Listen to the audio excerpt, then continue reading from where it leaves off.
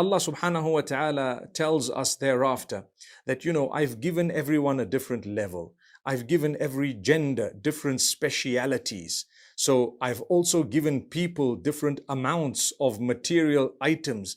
I've given people different amounts of various things. I've chosen and I've distributed. It was me. So Allah says, وَلَا تَتَمَنَّوْا مَا فَضَّلَ اللَّهُ بِهِ بَعْضَكُمْ عَلَى بَعْضٍ.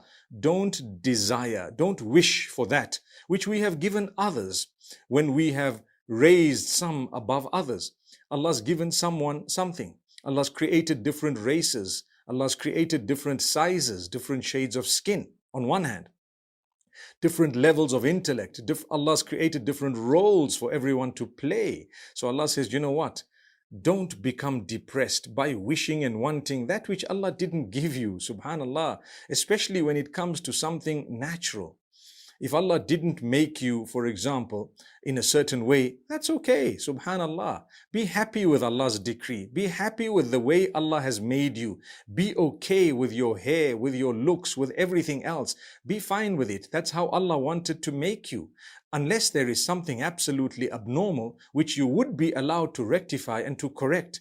Don't even tamper with the creation of Allah subhanahu wa ta'ala. So He's telling this to us in a beautiful way. You want comfort? Just be happy with the way Allah's made you.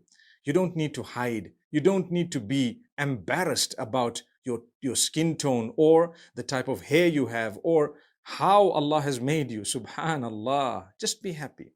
And this is why in Islam, we're taught to dress modestly and not to show off what we have in order not to create some hurt within the hearts of those who may not have. And it becomes a rat race where everyone is racing to look a certain way, to be a certain way, etc. when they don't realize Allah wants you to be different.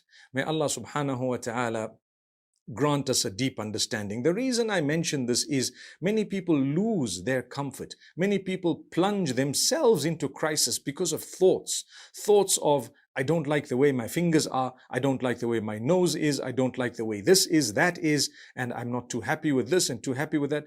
Be excited about the way that Allah's created you. You know what? Those who are genuine will love you for exactly who you are and how you are. May Allah subhanahu wa ta'ala make us from among those who are always genuine.